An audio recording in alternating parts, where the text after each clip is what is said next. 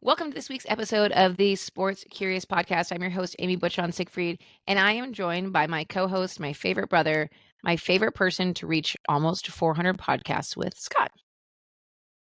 Thank you for having me on. Once again, it's an honor and a pleasure to be part of this historic podcast. So we're doing something a little different today. For those of you listening, we are hitting our 400th podcast on Friday. And so we're utilizing this week's podcast to talk about some of our favorite clips from the podcast. And for those of you who have been listening for a long time, you might know that Scott joined me on the podcast, about a year-ish, year and a half or so ago. Previously, it was just me. It was a quick 5-minute podcast. We sort of switched things around, added in a Monday Minute and a weekend preview edition of the podcast, short and sweet, 2 to 3 minutes. And then we did a longer form with Scott and I on Wednesdays. And that really came about because I have a women's sort of mastermind group that I'm a part of. And they said, our favorite thing about your business is that the two of you work together. You have this banter, you have all these things together. I think you should bring Scott on the podcast. And if you remember correctly, it took a little arm twisting. It did. I typically don't talk this much the entire week, so for me to get on video and record podcasts was quite the feat, but we did it. You did it, and you're great at it. And to the best of my knowledge, we're the number one brother-sister sports podcast. Seems like a logical statement to me. Top of the rankings as far as I'm concerned. Yeah, someone try to tell us otherwise. It's it.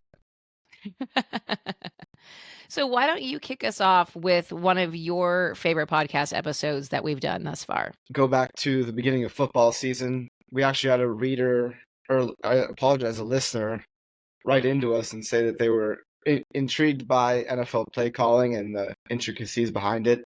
So we did an episode on NFL play calling and kind of what it takes for the quarterback to get the play call from the coach and then tell his team, and how challenging that can be.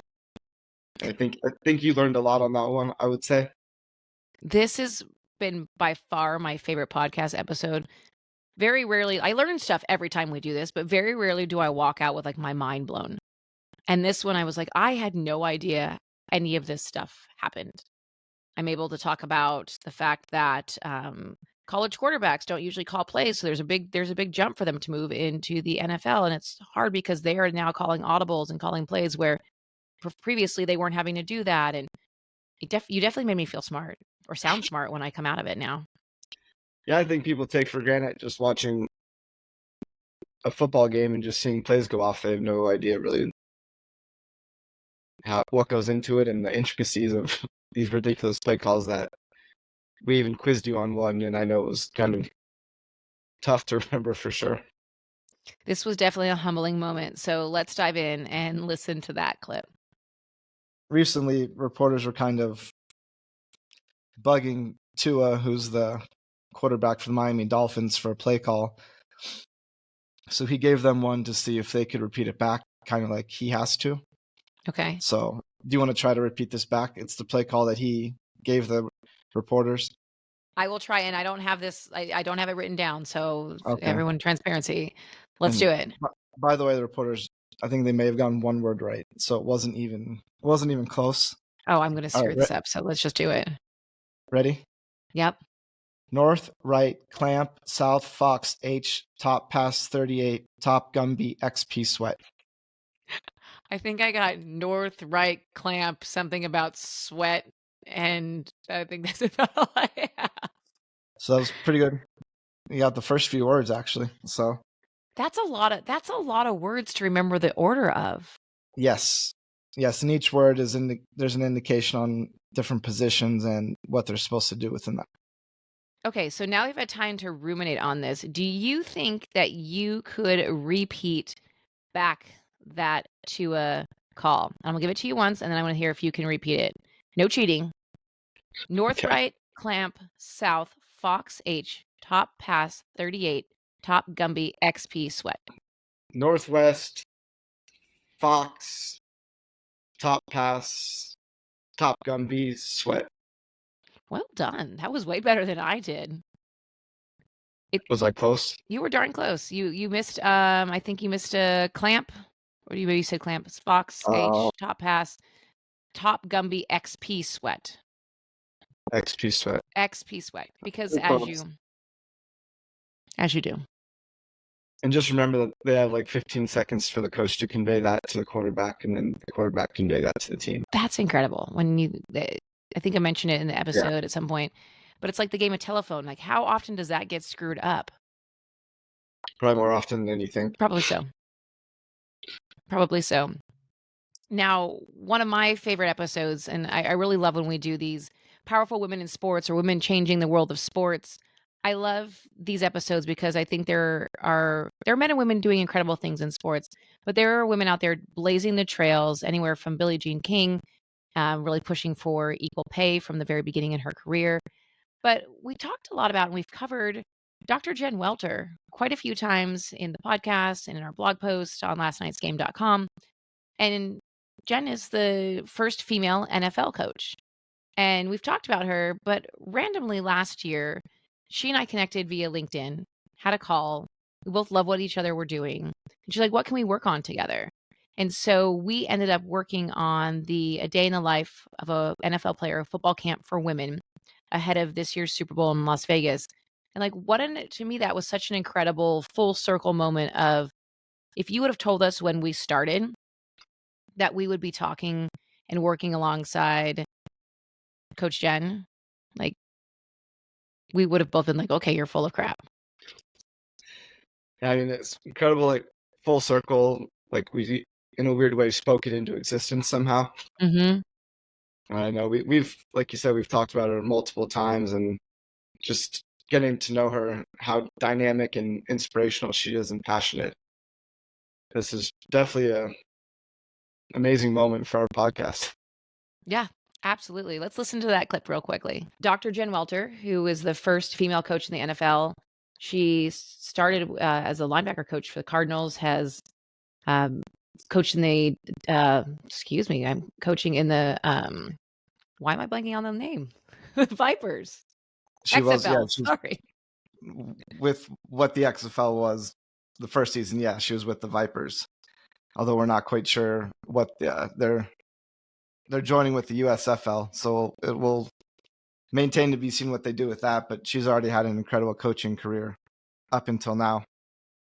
And she is the inspiration behind the Coach Barbie that's out right now. So if you buy your loved ones a Coach Barbie, you can thank Dr. Jen Welter for being the inspiration for that. I think you said it. You spoke it into existence, and the fact that it has just completely come full circle has been phenomenal. And being able to work on the executive committee of this event with Lydia Davies from Osprey and Lori Voke from Female Fan Nation and Jen. I mean, but what an incredible opportunity and what a great moment for us and for the podcast and for us individually in our careers to be able to do something really cool like this. And for me, I'm the only man on the This is on the true. committee, and I get to see, how hard these women work, and really how inspirational Jen is. Yeah. Scott frequently gets the, hey, ladies, have a good day. Sorry, ladies and Scott. I'm one of the ladies now. You're one of the girls. That's totally Yeah. fine. It's totally fine.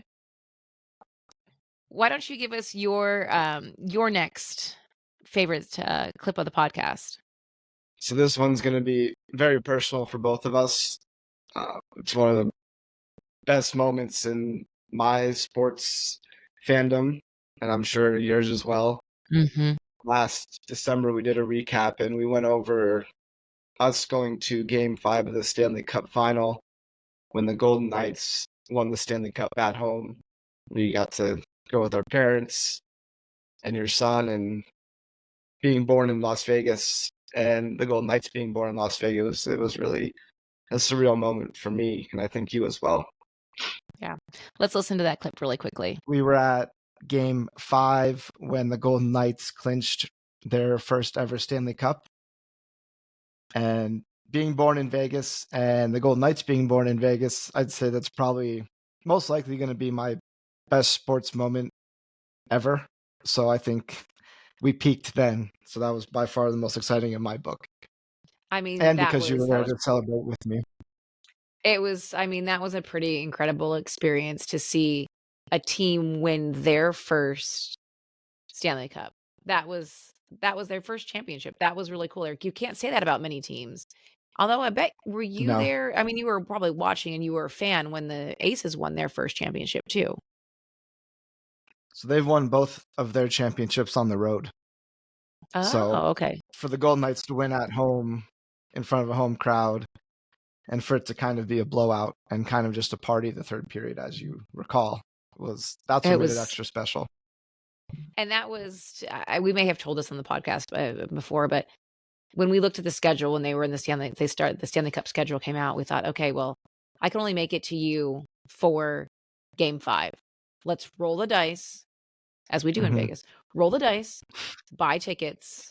We got them for an incredibly good price because no one was thinking that far in advance. And we're like, okay, well, they could sweep and that could be the game they win. They could get swept and that game doesn't matter. I mean, there were all these different scenarios that we could have happened and we could have just completely missed it, or it could have been just another game in the middle somewhere. And so the fact that it So worked yeah, we out, really our tickets were what, like we 6 times the price that we bought them for? on game day, yeah, we could have sold them and possibly retired, but we did not, just so we could keep doing this podcast. Yeah, we took a Yeah, gamble and it paid off. One of the rare times in Vegas that actually happens.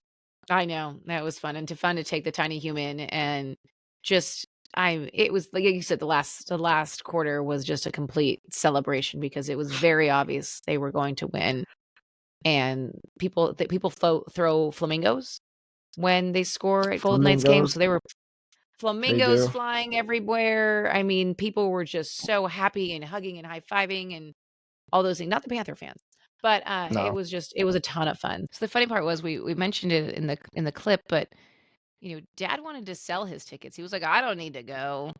And yet, I'm so glad that we had a chance to go together. We got a chance to go with Mom and Dad. We got a chance to take the tiny human and throw flamingos and see a hat trick. And I almost framed his jersey. I'm actually working on getting the stuff from the game, the picture of all of us outside the stadium and the newspaper from the next day, all framed for his room. But I almost framed his jersey because if you remember, we were jet lagged. He was tired. He had red Powerade down the front of his jersey. He had M&M's coloring stuck to it. I mean, we were just basically a lesson in food coloring at this point. But like, what an incredible experience to be able to do that. And it's something I'll remember for the rest of my life. It's amazing. Absolutely. I don't know that any moment will top that. And I think the best part is that in true Vegas fashion, we gambled that game 5 would be the clinching game before the series even started. Mm-hmm. And we were able to get our tickets quite cheap compared to what they went for. That's why our father wanted to sell his. That's exactly it. I mean, that was the one game we could make it to, and it all happened to work out. We're like, best case scenario, it's game 5 and they win. Worst case scenario, they're out and they got swept before then, but let's roll the dice and see what happens. And I don't win very often in Vegas, which is why I don't gamble. So I consider that my biggest win in Vegas. Yep, that's a very rare win, so we'll take it. Absolutely. So one of my favorite episodes, it's actually not, I can't forget this episode. I should put it that way. It's very notable and I cannot get rid of it in my head. It was our episode about haunted stadiums and sports venues. And we were actually watching the Golden Knights were playing the Blue Jackets the other day and Nationwide Arena. And of course, I tout off my little known facts about Nationwide Arena being the site of the deadliest prison fire in U.S. history that killed more than 300 prisoners. And people claim they smell smoke and the sound of men screaming and pacing in their cells. And you can hear this in the parking garage outside of Nationwide Arena. So first of all, I can't forget that, but I want everyone to listen to this clip of the podcast and see why the real true memory of this episode. This is a sloth, and we don't dress like this every day, but I wish I could. I'm in a sloth onesie that I happen to have found. I'm not sure if you've seen the previews. There's a movie called Slaughterhouse which is No. ends up being a killer sloth who was taken from the Amazon rainforest and forced to live in a sorority. Yeah, so I think you should probably go check that out. Is it out now? Is this an old movie? Is it No, new? it's new. It's out. I'm not sure I want to watch that. They pull the sloth from the rainforest for social media likes and clicks. The sloth doesn't like that, so the sloth tortures the sorority. So you're basically going as a serial killer sloth for Halloween this year? That's the theme of the podcast, yes. Now, it's not often that we get to dress up in costume for the podcast. As you might recall, last Halloween, I dressed up as Donna Kelsey for my new segment I did. But dressing up like the serial killer sloth might be your best costume yet. And it was a surprise for you too. You didn't have any I had idea no idea. that I would be showing up as a sloth, serial killer sloth, based on the incredible action horror movie Slaughterhouse. Yes. I mean, you are known for your interesting onesies. I believe you wore a unicorn one. Was it a unicorn? It To was, our bachelorette party that my husband and I did. yes. You've been known to wear some epic onesies. This one, I had no idea the placement of it, so it really was really well done. And it was based off of serial killer sloth. So I think that I was mean, what? probably my top performance, I would say. Probably mine was definitely not the Tua call. Oh, you tried though. I tried. There you go. Why don't you wrap us with our last one? This one, I think it was one of our best and not enjoyable topic, but something that we love to shed light on. And it was our Gone Too Soon episode with, athletes that have passed away before their time was up, really should have been up, and the inspiration they provided. And we spoke about Kobe Bryant's impact on women's basketball, women's college basketball, WNBA, and we've really just seen really what he started years ago come to fruition now with women's college basketball exploding and the WNBA ratings and ticket sales and attendance up. Absolutely. Let's listen to that clip real quickly. Kobe and his legacy. Yeah, I don't know about you, but I can remember the exact moment Yes. when my phone just blew up with text messages and no one knew that if this was real or if this was fake, this terrible, terrible tragedy we're hearing about in real time. Mm-hmm. I think that might be like the biggest moment, a most unfortunate moment in like social media history where the whole world just stopped and was shocked Mm-hmm. at the news that the helicopter crash.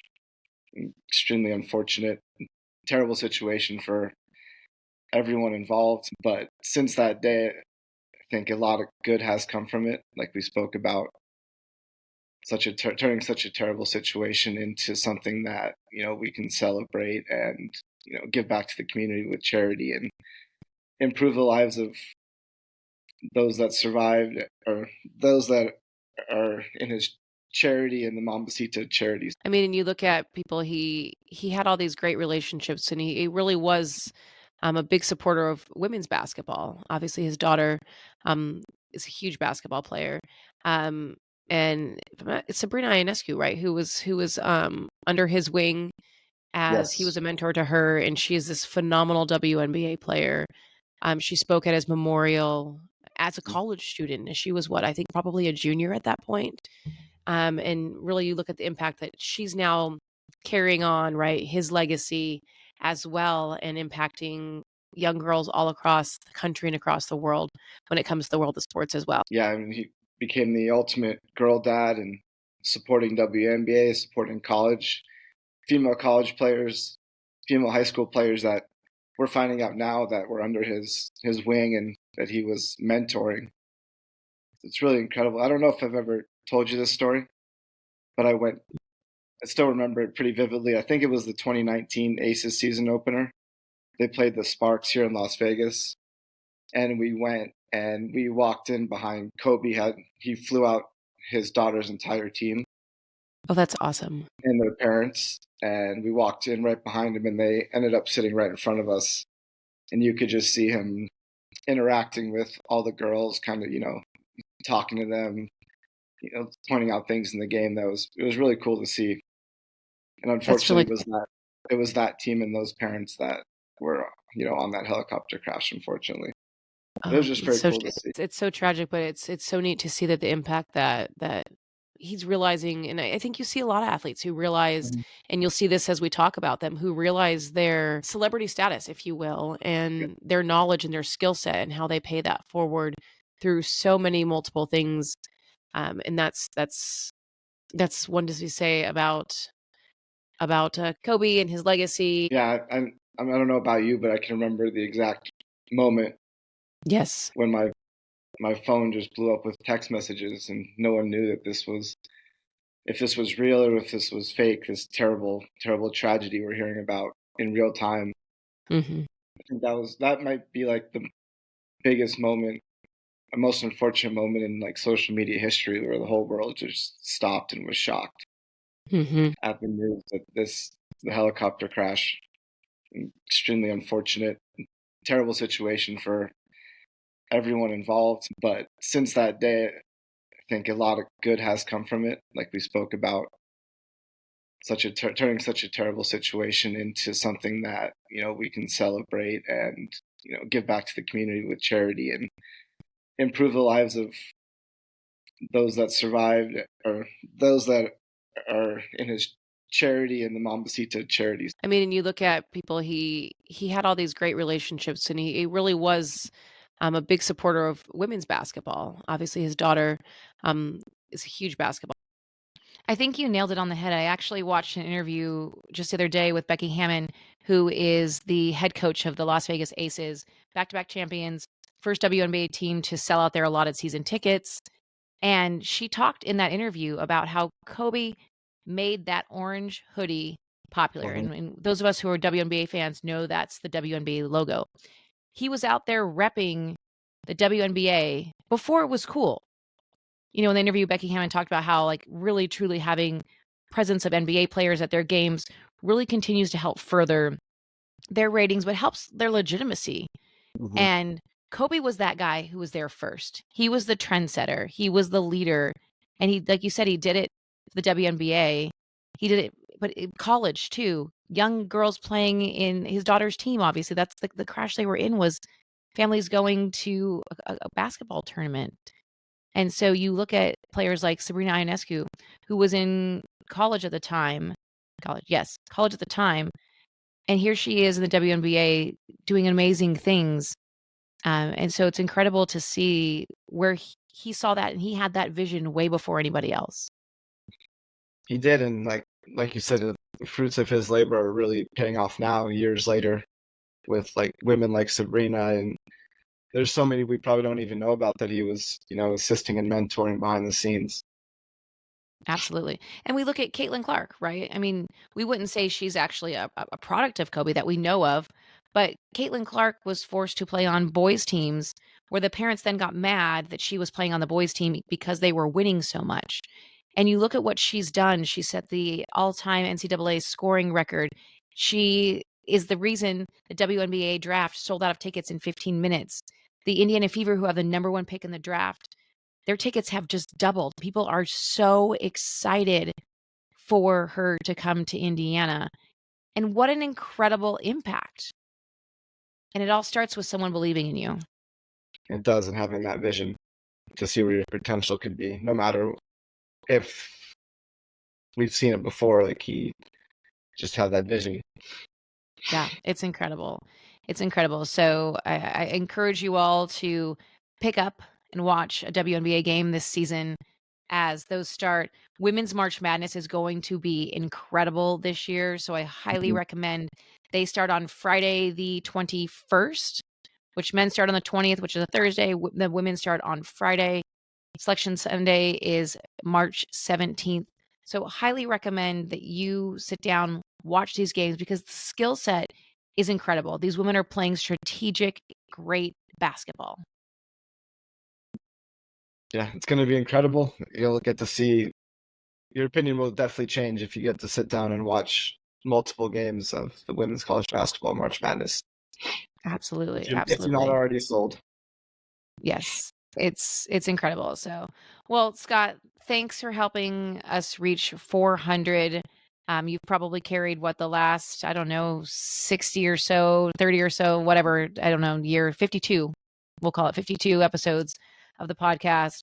But behind this, you've been working behind the scenes for all 400. So, thank you for the great work that you've done to make us get us to this point. It's been an incredible feat. And I look forward to 400 more episodes if podcasts are still around in 400 episodes. The onesie gang now.